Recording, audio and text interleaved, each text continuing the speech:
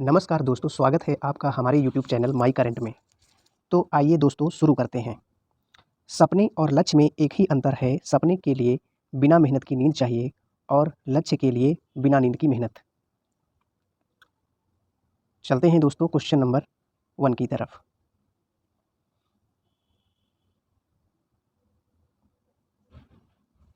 हाल ही में केंद्रीय उत्पाद शुल्क दिवस किस दिन मनाया जाता है? 24 फरवरी, 23 फरवरी, 21 फरवरी, 20 फरवरी। तो इसका सही आंसर हो जाएगा 24 फरवरी। चलते हैं दोस्तों अगली जानकारी की तरफ।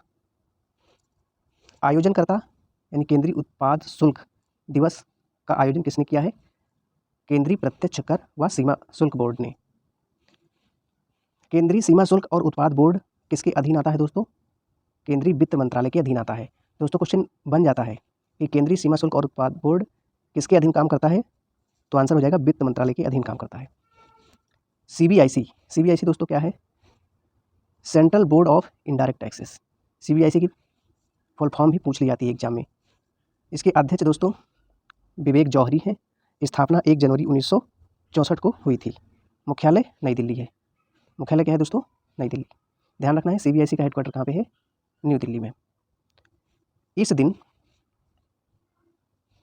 का उद्देश्य बोर्ड के अधिकारियों द्वारा किए जा रहे अथक प्रयासों और कड़ी मेहनत को सम्मानित करना है तथा लोगों को इससे जागरूक करना है। यही कारण है कि इस दिन बोर्ड तरह तरह के कार्यक्रम आयोजित किए जाते हैं और लोगों को इसके महत्व को समझाया जाता है। चलते हैं दोस्तों आगे की तरफ। हाल ही में दोस्तों हमने कुछ दिवस के बारे में कराया था, जैसे कि अंतर्राष्ट्रीय मातृभाषा दिवस 21 फरवरी को मनाया जाता है, विश्व चिंतन दिवस 22 फरवरी को, विश्व स्काउट दिवस 22 फरवरी को। चलते हैं दोस्तों अगले क्वेश्चन की तरफ। हाल ही में विश्व बैंक के वर्तमान प्रमुख कौन है? वर्तमान प्रमुख डेविड मालपास। वर्तमान प्रमुख है डेविड मालपास ने जल्दी पद छोड़ने की घोषणा की है। इसलिए अमेरिकी राष्ट्रपति कौन है? जो बाइडन ने दोस्तों क्या करी है? घोषणा करी है विश्व बैंक का नेतृत्व करने के लिए मास्टर कार्ड के पूर्व CEO चीफ एग्जीक्यूटिव ऑफिसर के नाम की घोषणा की है। उनका नाम क्या है? दोस्तों? उनका नाम है अजय बंगा। अजय बंगा नाम है। क्वेश्चन का आंसर हो जाएगा पहला वाला, अजय बंगा। जबकि दोस्तों विश्व बैंक का अध्यक्ष जो होता है वो मोस्टली अमेरिकन होता है, अमेरिकी होता है, जबकि अंतर्राष्ट्रीय मुद्रा कोष जो IMF है उसका जो अध्यक्ष चुना जाता है वो यूरोपीय यूनियन या कोई यूरोप का व्यक्ति होता है। विश्व बैंक में सबसे बड़ा शेयरधारक कौन है? तो दोस्तों संयुक्त राज्य अमेरिका है। अजय बंगा के बारे में दोस्तों देख लेते हैं, क्योंकि इनको विश्व बैंक का अध्यक्ष कुछ समय के बाद हाल ही में अभी बना दिया जाएगा। भारतीय मूल के अमेरिकी हैं दोस्तों। अजय बंगा कौन है? भारतीय मूल के अमेरिकी हैं और वर्तमान में इक्विटी फर्म जनरल अटलांटिक में वाइस चेयरमैन दोस्तों उपाध्यक्ष हैं के रूप में क्या है? कार्यरत हैं। बाइडन ने एक बयान में कहा कि सबसे जरूरी चुनौतियों से निपटने के लिए सार्वजनिक निजी संसाधनों को जुटाने का महत्वपूर्ण अनुभव है। किसके पास? अजय बंगा जी के पास में। जन्म इनका कहाँ हुआ था? अजय बंगा जी का जन्म हुआ था पुणे महाराष्ट्र में। अजय बंगा जी ने दिल्ली विश्वविद्यालय में सेंट स्टीफन कॉलेज से क्या किया है? अर्थशास्त्र में BA की उपाधि हासिल करी और भारतीय प्रबंधन संस्थान कहाँ पे? अहमदाबाद वाला, इसके पूर्व छात्र भी रहे हैं। चलते हैं आगे की तरफ, देख लेते हैं दोस्तों विश्व बैंक के बारे में जानकारी। विश्व बैंक की स्थापना हुई थी जुलाई 1944 में ब्रिटेन वुड्स सम्मेलन में, new Hampshire city, America. Headquarter कहाँ पे दोस्तों? Washington DC। इसके CEO चीफ एग्जीक्यूटिव अंशुलाकांत हैं और कार्यकारी निदेशक परमेश्वरन अय्यर हैं दोस्तों। परमेश्वरन अय्यर जो कि नीति आयोग के CEO थे। नीति आयोग के क्या थे? CEO थे परमेश्वरन अय्यर, लेकिन इनको CEO से रिमूव हटा करके इनको जिम्मेदारी जो सौंपी गई है वो वर्ल्ड बैंक की सौंपी गई है दोस्तों। वर्ल्ड बैंक में ये कार्यकारी निदेशक बना दिए गए हैं, यानी MD बना दिए गए हैं दोस्तों, मैनेजिंग डायरेक्टर बना दिए गए हैं विश्व बैंक में। तो अब नीति आयोग का CEO कौन बन गया है दोस्तों? अभी पिछली वाली क्लास में हमने कवर किया था। तो BVR सुब्रमण्यम को नीति आयोग का CEO बना दिया गया है परमेश्वरन अय्यर के स्थान पर। चलते हैं दोस्तों अगले क्वेश्चन की तरफ। क्वेश्चन नंबर 3, हाल ही में मुंबई चर्चगेट स्टेशन का नाम बदलकर क्या कर दिया गया है? तो इनका दोस्तों नाम कर दिया गया है CD देशमुख जो RBI के पूर्व गवर्नर थे, उनके नाम पर मुंबई चर्चगेट स्टेशन का नाम रख दिया गया है। CD देशमुख जी का पूरा नाम क्या था? चिंतामन द्वारकानाथ देशमुख, जो कि RBI के प्रथम गवर्नर थे और ये गवर्नर कब थे? 1943-1949 के बीच में। क्वेश्चन नंबर 4, हाल ही में किन दो वित्तीय सेवा प्रदाताओं ने भारत खाड़ी क्षेत्र के बीच सीमा पार भुगतान बढ़ाने के लिए समझौते पर हस्ताक्षर किए हैं? HDFC बैंक और लुलु एक्सचेंज। HDFC बैंक और लुलु एक्सचेंज। दूसरा है एक्सिस बैंक और लुलु एक्सचेंज। तीसरा है इंडसइंड बैंक और लुलु एक्सचेंज। चौथा है कोटक महिंद्रा बैंक और लुलु एक्सचेंज। बताइए दोस्तों इसका सही आंसर क्या हो जाएगा? तो इसका सही आंसर हो जाएगा HDFC बैंक और लुलु एक्सचेंज। ये इसका सही आंसर हो जाएगा दोस्तों, ये वाला। चलते हैं अगली जानकारी की तरफ। संयुक्त अरब अमीरात। संयुक्त अरब अमीरात दोस्तों यानी कि UAE, इसको इंग्लिश में यूनाइटेड अरब अमीरात। राजधानी क्या है दोस्तों? Abu Dhabi. मुद्रा क्या है? अमीराती दिरहम। और राष्ट्रपति हैं मोहम्मद बिन जायद अल नहयान और उपराष्ट्रपति और प्रधानमंत्री हैं राशिद अल मखतूम।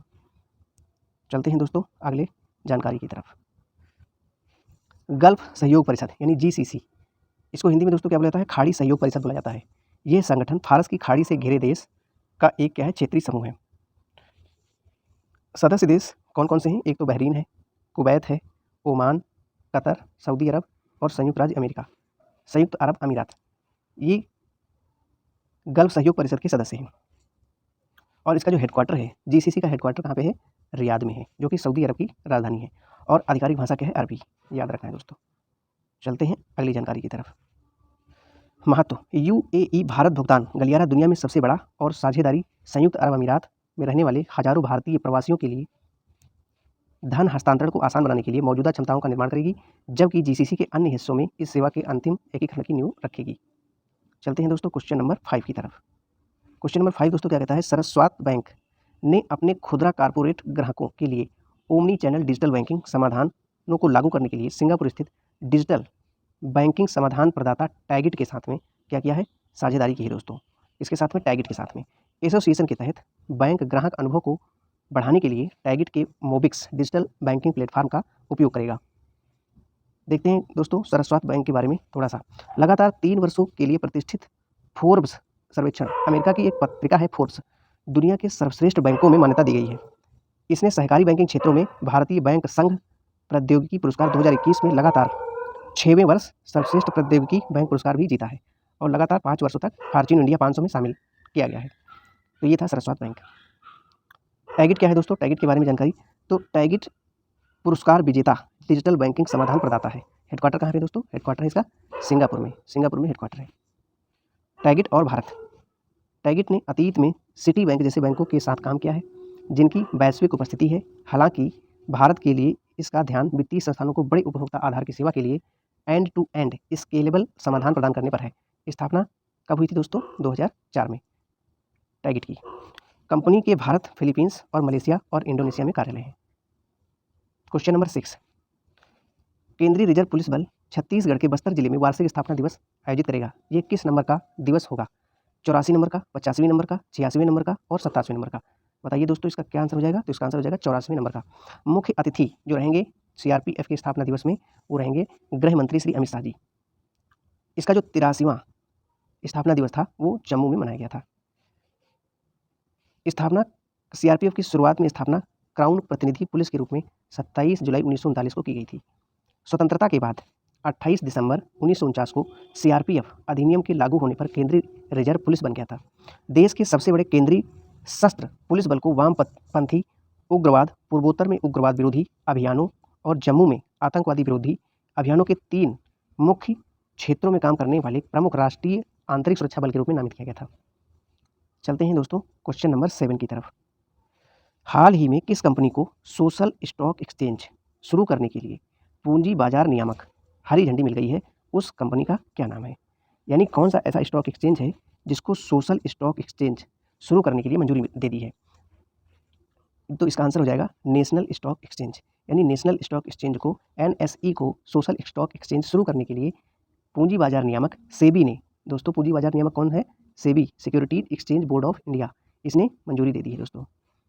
सामाजिक स्टॉक एक्सचेंज क्या है? सोशल स्टॉक एक्सचेंज का विचार पहली बार केंद्रीय बजट 19-20 में पेश किया गया था ताकि बाजार गतिविधियों में शामिल संस्थाओं जैसे धर्मास्त्र, ट्रस्ट और गैर लाभकारी संगठन को धन के लिए पूंजी बाजार तक पहुंचने में सक्षम बनाया जा सके, जिससे कि दोस्तों इनमें जो पैसे की प्रॉब्लम आती है वो दूर हो सके और इनकी पहुंच पूंजी बाजार तक सुनिश्चित करना था। इसलिए सामाजिक स्टॉक एक्सचेंज को लेकर के आया गया था।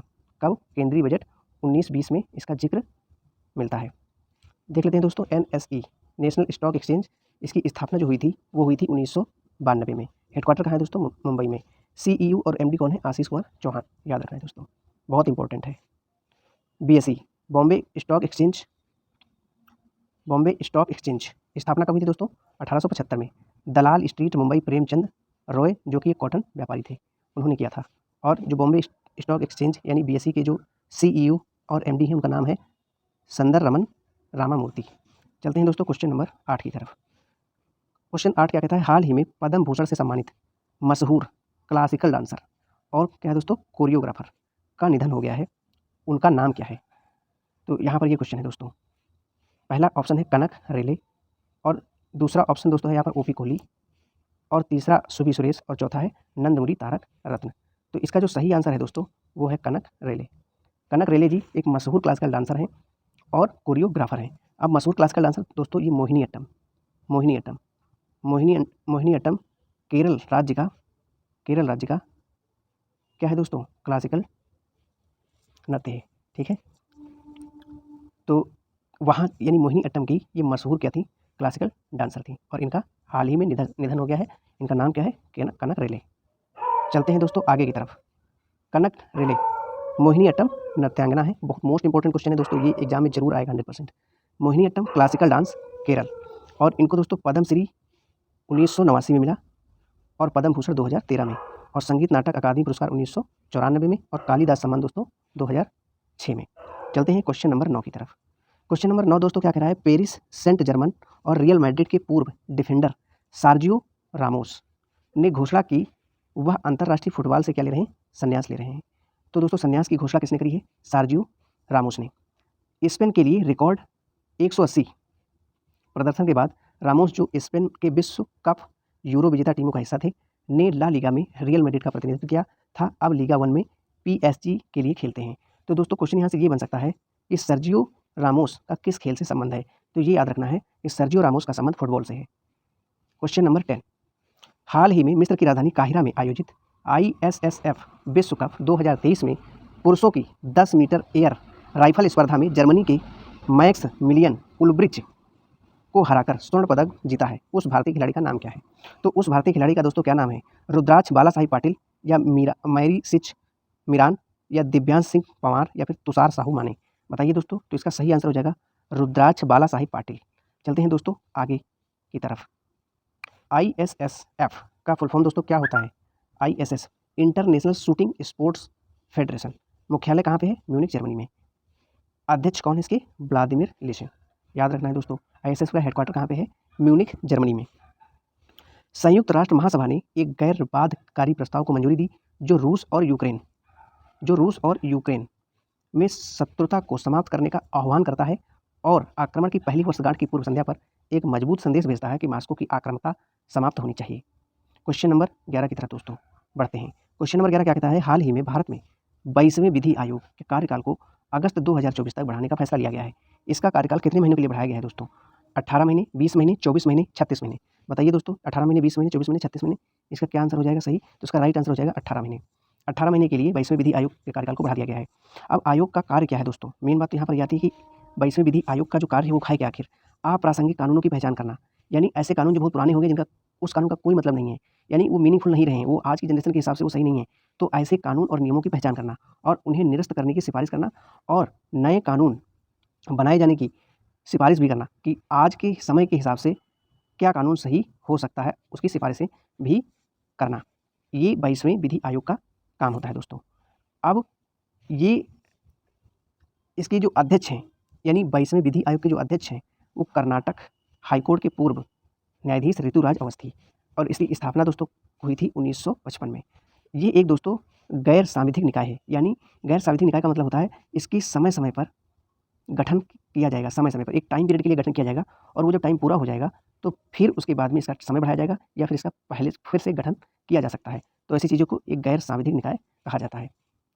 इसका कार्यकाल दोस्तों कब समाप्त हो गया था? 20 फरवरी 2023 को इसका कार्यकाल समाप्त हो गया था। भारत के कानून मंत्री कौन है? किरण रिजिजू जी भारत के कानून मंत्री हैं। क्वेश्चन नंबर 12, हाल ही में आयोजित अर्जेंटीना ओपन टाइटल 2023 जीत लिया है, उस खिलाड़ी का नाम क्या है? ये बताना है दोस्तों। अर्जेंटीना ओपन टाइटल 2023 किसने जीता है दोस्तों, ये बताना है। कोरलोस अल्कारेज स्पेन, कैमरून नारी ब्रिटेन। तीसरा ऑप्शन है दोस्तों यहाँ पर लिएंडर पेस भारत, और चौथा ऑप्शन है सानिया मिर्जा। तो ये बताना है दोस्तों कि इसका सही आंसर क्या हो जाएगा। तो इसका सही आंसर है दोस्तों कार्लोस अल्कारेज स्पेन। इसने जो है अर्जेंटीना ओपन टाइटल 2023 जीत लिया है। क्वेश्चन नंबर 13, हाल ही में आईसीआईसीआई बैंक के पूर्व चेयरमैन कौन दोस्तों, केवी कामत दोस्तों के नेतृत्व में 7 सदस्यीय जूरी ने EY entrepreneur of the year 2022 की घोषणा की है। ये पुरस्कार प्राप्त करने वाले भारतीय कौन है, ये बताना है दोस्तों कि EY entrepreneur of the year कौन बना है। इंपॉर्टेंट क्वेश्चन है दोस्तों, एग्जाम में आएगा। इसका आंसर राइट आंसर हो जाएगा सज्जन जिंदल जी EY entrepreneur of the year पुरस्कार के विजेता हैं। चलिए दोस्तों आगे की तरफ। IDFC फर्स्ट बैंक के MD कौन है, वी वैद्यनाथ दोस्तों, जो कि जिनको वित्तीय सेवा श्रेणी में पुरस्कार दिया गया है। JSW ग्रुप के बारे में देख लेते हैं। JSW ग्रुप, असल में JSW ग्रुप के जो अध्यक्ष हैं वो कौन है, सज्जन जिंदल जी, और इन्हीं को क्या मिला है, इन्हीं को EY entrepreneur of the year 2023 से नवाजा गया है। तो JSW ग्रुप की सब्सिडरीज में सहायक कंपनियां कौन कौन सी हैं, तो ये JSW स्टील और JSW एनर्जी, JSW सीमेंट, तो ये इसकी सब्सिडरीज हैं JSW ग्रुप की। फाउंडर कौन है JSW के, सज्जन जिंदल जी, और चेयरमैन और MD मैनेजिंग डायरेक्टर ये भी सज्जन जिंदल जी हैं। क्वेश्चन नंबर 14, ई-कॉमर्स की दिग्गज कंपनी अमेजॉन ने घोषणा की वह भारत के ONDC प्लेटफॉर्म में शामिल हो जाएगी और इसके प्रारंभिक सहयोग के हिस्से के रूप में ONDC नेटवर्क के साथ अपनी स्मार्ट कॉमर्स और रसद सेवाओं को एकीकृत करेगी।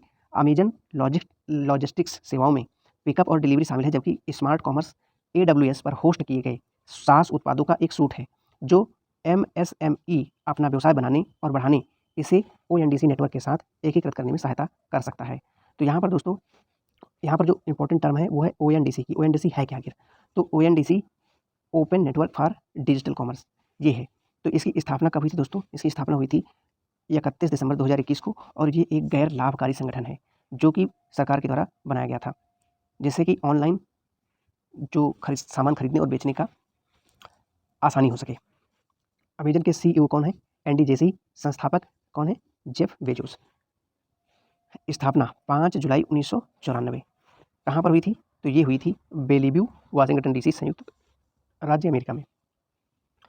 भारत इलेक्ट्रॉनिक्स उन्नत माध्यमिक लड़ाकू विमान कार्यक्रम के लिए एरोनॉटिकल डेवलपमेंट एजेंसी यानी ADA aeronautical development agency ADA के साथ और DRDO के साथ में क्या किया है, समझौता किया है, यानी MOU साइन किए हैं उन्नत मध्यम लड़ाकू विमान, ठीक है, लाइट कॉम्बैक्ट हेलीकॉप्टर के लिए।